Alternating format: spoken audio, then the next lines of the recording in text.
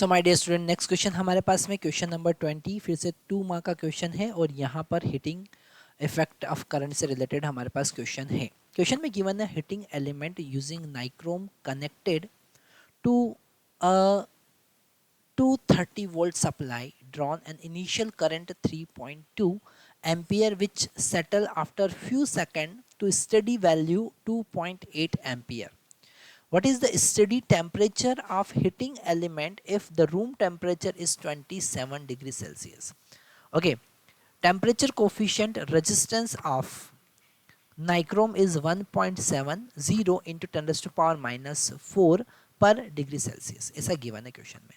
अब यहाँ पर हमको एक छोटा सा कॉन्सेप्ट समझना पड़ेगा कि अगर हम किसी एलिमेंट का जो टेम्परेचर है वो बढ़ाते हैं तो उसका रेजिस्टेंस भी बढ़ता है। स्टार्टिंग में उसका टेम्परेचर अगर हम लिखें टी नॉट, है ना, जो क्वेश्चन में गिवन है टी नॉट इनिशियल टेम्परेचर वो 27 डिग्री सेल्सियस गिवन था। ओके, और फाइनल टेम्परेचर हमको निकालना है ना, वही बताना, स्टडी टेम्परेचर हमको फाइंड करना है। पर जब टेम्परेचर बढ़ेगा तो रेजिस्टेंस भी बढ़ेगा, और रेजिस्टेंस का जो रेशियो, जो कॉन्सेप्ट है, जो इक्वेशन है जो हम यूज़ करेंगे वो होगा R T is equal to R naught into 1 plus alpha delta T. Okay, ये इक्वेशन हम यूज़ करेंगे। ओके, इसको हम समझ भी सकते हैं कि कैसे ये इक्वेशन आई, पर अभी हम डायरेक्ट फार्मूला यूज़ करेंगे। यहाँ पर आर टी को हम लिख सकते हैं V divided by final current is equal to R naught को लिख सकते हैं V divided by initial current into 1 minus alpha, 1 plus alpha का वैल्यू यहाँ पर गिवन है और डेल्टा टी हम सबसे पहले फाइंड करेंगे।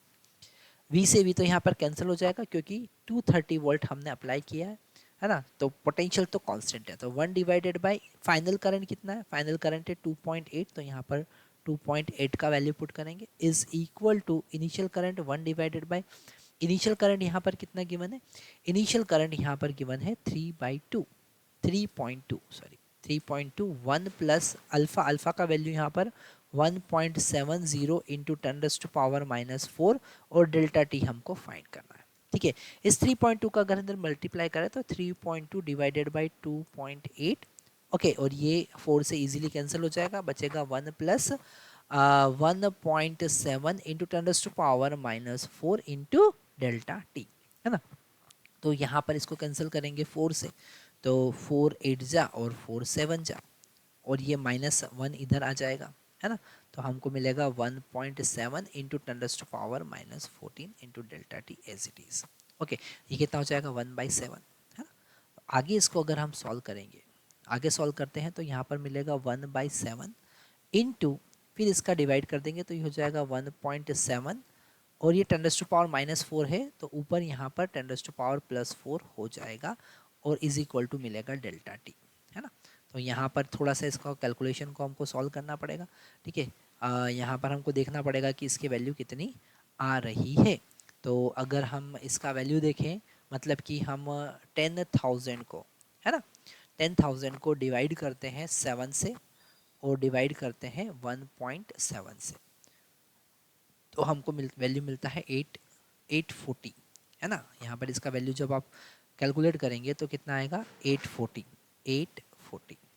अब डेल्टा टी मतलब final temperature minus initial temperature, initial temperature, है ना, जैसे आपने पोटेंशियल लगाया तो इनिशियल टेम्परेचर तो रूम टेम्परेचर के बराबर ही होगा, है ना, मतलब 27 डिग्री सेंटीग्रेड।